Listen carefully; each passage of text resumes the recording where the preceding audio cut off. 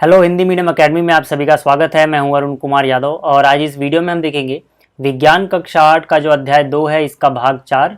इस भाग में हम खाद्य विषाक्तन यानी कि फूड पॉइजनिंग, खाद्य परिरक्षण और पास्चुराइजेशन, इन तीन चीज़ों के बारे में डिटेल में पढ़ने वाले हैं।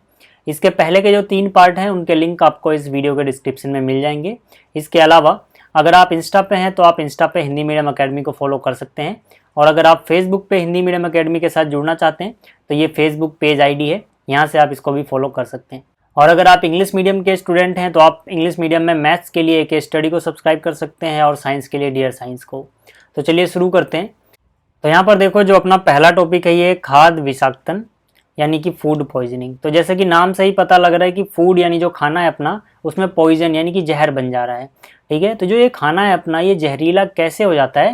देखो, यहाँ पर जो सूक्ष्म जीव हैं खाने के अंदर मौजूद, अगर वो खाना लंबे टाइम तक पड़ा रहेगा तो वो खाना सड़ेगा। ये सूक्ष्म जीव अपनी संख्या बढ़ाएंगे और ये ऐसे जहरीले रसायन उत्पन्न करेंगे जो खाने को क्या बना देगा, जहरीला बना देगा, विषैला बना देगा। ठीक है, तो जब भी पूछा जाए कि फूड पॉइजनिंग या फिर खाद्य विषाक्तन किसे कहते हैं तो वहाँ पे आप लिख सकते हो, भोजन में सूक्ष्म जीव कई बार विषैले पदार्थ उत्पन्न कर भोजन को विषाक्त कर देते हैं। इस विषाक्त भोजन को खाने से हम बीमार पड़ सकते हैं। ऐसे विषाक्त भोजन के कारण होने वाले रोग को हम खाद्य विषाक्तन या फिर फूड पॉइजनिंग कहते हैं। ठीक है, तो जब भी परिभाषा लिखने को आए तो आप ऐसे लिख सकते हो। आपको एक बात और याद रखनी है कि फूड पॉइजनिंग अगर बहुत ज़्यादा हो जाए किसी व्यक्ति में और सीरियस केस हो और उसे टाइम पे इलाज ना मिले तो इससे व्यक्ति की मृत्यु भी हो सकती है। इसके अलावा आपको एक बात और याद रखनी है कि जो फूड पॉइजनिंग है ये सिर्फ सूक्ष्म जीवों से ही नहीं होती, इसके और भी कारण हो सकते हैं।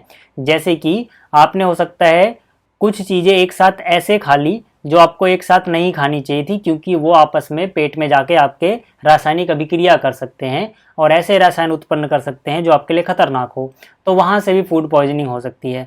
हालांकि अभी जो अपना चैप्टर है ये सूक्ष्म जीवों के बारे में है, तो यहाँ पर हम सिर्फ उसी फूड पॉइजनिंग की बात कर रहे हैं जो सूक्ष्म जीवों के कारण हो रही है। ठीक है, हालांकि इसके और भी कारण होते हैं, मैं फिर से बोल रहा हूँ। चलिए अब आगे चलते हैं। अब जो अपना अगला टॉपिक है खाद्य परिरक्षण। खाद्य परिरक्षण का क्या मतलब है, खाने को लंबे टाइम तक सुरक्षित रखना, खराब होने से बचाना। जैसे कि आपने देखा होगा जब हम अचार वगैरह बनाते हैं या मुरब्बा वगैरह बनाते हैं फलों का, तो इसमें हम क्या डालते हैं, तेल डालते हैं, नमक डालते हैं, ठीक है, अलग अलग तरह के मसाले डालते हैं अचार वगैरह में। तो इससे क्या होता है, इससे एक तो उनका स्वाद बढ़ता है, लेकिन इसके अलावा भी एक बात होती है कि ये चीज़ें जल्दी ख़राब नहीं होती हैं। ठीक है ना, नमक डालने से, तेल डालने से ये चीज़ जल्दी ख़राब नहीं होती, मतलब ये काफ़ी लंबे टाइम तक सुरक्षित रहती हैं। इसी को बोला जाता है खाद्य परिरक्षण। तो जब भी आए पेपर में कि खाद्य परिरक्षण किसे कहते हैं तो वहाँ पे आप परिभाषा में लिख सकते हो, खाद्य पदार्थों को लंबे समय तक सुरक्षित रखने को खाद्य परिरक्षण कहा जाता है। ठीक है, तो ये आपको समझ में आ गई परिभाषा। अब आपको याद रखना है, नमक एवं खाद्य तेल सूक्ष्म जीवों की वृद्धि को रोकने में सक्षम होते हैं, अतः इन्हें परिरक्षक कहा जाता है। क्या मतलब हुआ कि भाई जब नमक या तेल वगैरह आप डाल देते हो अचार वगैरह में या दूसरी चीज़ों में, तो वहाँ पर सूक्ष्म जीव आसानी से पनप नहीं पाते हैं और वो खाना जल्दी खराब नहीं होता है। ठीक है, तो क्योंकि जो ये नमक है या तेल है ये सब क्या कर रहे हैं, खाने की रक्षा कर रहे हैं, खराब होने से उसको बचा रहे हैं, इसीलिए इन्हें खाद्य परिरक्षक बोला जाता है। ठीक, इसके अलावा सोडियम बेंजोएट हो गया, सोडियम मेटाबाइसल्फाइट हो गया, ये सब भी सामान्य परिरक्षक हैं, मतलब इनका भी यूज किया जाता है खाने को सुरक्षित रखने में। ठीक, तो ये चीज़ें आपको समझ में आ गई होंगी। अब देखते हैं हमें आगे क्या पढ़ना है। अब हम एक एक करके डिटेल में पढ़ेंगे। पहले पढ़ेंगे नमक द्वारा हम परिरक्षण कैसे करते हैं।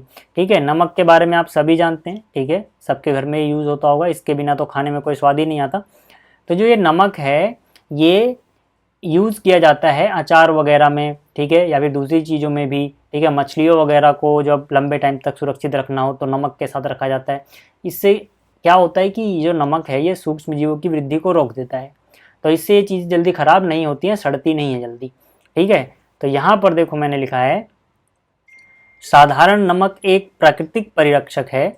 नमक से ढक देने से खाद्य पदार्थों पर सूक्ष्म जीवों की वृद्धि नहीं होती, जिससे वे लंबे समय तक उपयोग में लाए जा सकते हैं।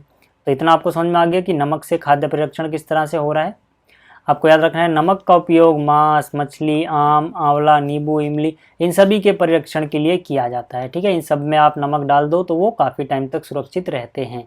ठीक है, आपने अचार वगैरह में देखा भी होगा कि नमक थोड़ा ज़्यादा डलता है। चलिए, अब जो अगला टॉपिक है वो क्या है, ये है तेल और सिरके द्वारा परिरक्षण। ठीक है, तो यहाँ पर लिखा है तेल एवं सिरके का उपयोग अचार को संदूषण से बचाने में किया जाता है क्योंकि इसमें जीवाणु जीवित नहीं रह सकते। ठीक है, तो यहाँ पे जो तेल और सिरका है इसमें, ठीक है, जो जीवाणु है इनकी वृद्धि रुक जाती है या फिर बहुत ही कम जीवाणु रह सकते हैं। ठीक है, जो ज़्यादातर जीवाणु हैं वो मर जाते हैं, इसीलिए इनका उपयोग किया जाता है खाने को बचाने के लिए। जैसे सब्जियां हो गई, फल हो गया, मछली हो गई, मांस हो गया, इनका परिरक्षण भी हम इस विधि से करते हैं। ठीक, चलिए अगला तरीका अपने पास है गर्म एवं ठंडा करना। ठीक है, आपने देखा होगा जब हम दूध को उबाल के रखते हैं तो जल्दी वो फटता नहीं है, खराब नहीं होता है। क्यों होता है ऐसा? क्योंकि दूध को उबाल देने से उसके सूक्ष्म जीव नष्ट हो जाते हैं तथा दूध जो है वो अधिक समय तक खराब नहीं होता। इसी तरह से आपने देखा होगा जब हम दूध वगैरह को फ्रिज में रख देते हैं तो उससे भी वो जल्दी खराब नहीं होता। मतलब अगर हम ठंडा कर रहे हैं तो भी चीज़ें बची रह रही हैं, गर्म कर रहे हैं तो भी चीज़ें सुरक्षित रह रही हैं। इसीलिए यहाँ पे जो टॉपिक है वो है गर्म एवं ठंडा करके परिरक्षण करना। तो यहाँ पे लिखा है देखो, खाद्य पदार्थों को रेफ्रिजरेटर में कम तापमान पर रखने से उसमें सूक्ष्म जीवों की वृद्धि नहीं होती, मतलब वो जल्दी खराब नहीं होते। ठीक, ये भी तरीका समझ में आ गया। अब यहाँ पर हमें पढ़ना है पाश्चुराइजेशन के बारे में। ठीक है, इसके बारे में अक्सर आपके पेपर में पूछा जाता है, तो इसको ज़रा ध्यान से सुनना और समझना। तो यहाँ पे देखो क्या लिखा हुआ है, पाश्चीकृत दूध को बिना उबाले इस्तेमाल किया जा सकता है क्योंकि यह सूक्ष्म जीवों से मुक्त होता है या फिर इसमें बहुत ही कम सूक्ष्म जीव होते हैं। ठीक है, क्या होता है पाश्चुराइजेशन, क्या करते हैं हम इसमें ऐसा कि दूध बिना उबाले सुरक्षित रहता है काफ़ी लंबे टाइम तक? देखो, इसके लिए दूध को 70 डिग्री सेल्सियस पर 15 से 30 सेकंड के लिए गर्म करते हैं। ठीक है, अब जाहिर सी बात है 70 डिग्री सेल्सियस पे उबलेगा तो नहीं है, लेकिन ये गर्म हो जाएगा। ठीक है, और ऐसा हम कितनी देर के लिए करते हैं? बस 15 से 30 सेकंड के लिए। जैसे ही हमने 70 डिग्री सेल्सियस पर 15 से 30 सेकंड के लिए इसको गर्म किया, उसके बाद हम एकाएक इसको ठंडा कर देते हैं और फिर उसको स्टोर कर लेते हैं, उसका भंडारण कर लेते हैं। ऐसा करने से सूक्ष्म जीवों की वृद्धि रुक जाती है। ठीक है, और दूध जो है वो काफ़ी लंबे टाइम तक सुरक्षित बना रहता है। आपको याद रखना है कि पूछा जाता है एग्जाम में कि इस प्रक्रिया की खोज यानी पाश्चुरीकरण की खोज किसने की थी? तो आपको याद रखना है इसकी खोज लुई पाश्चर नाम के वैज्ञानिक ने की थी, इसीलिए इसका नाम पाश्चुरीकरण रख दिया गया इन्हीं के नाम पर। इनके नाम में जो पाश्चर आ रहा है इसी पे बेस्ड पाश्चुरीकरण इसका नाम रख दिया गया। ठीक, तो उम्मीद है आपको ये सारी चीज़ें समझ में आ गई होंगी। इस वीडियो में इतना ही, जल्दी ही मिलेंगे अगली वीडियो में। इस वीडियो को देखने के लिए धन्यवाद।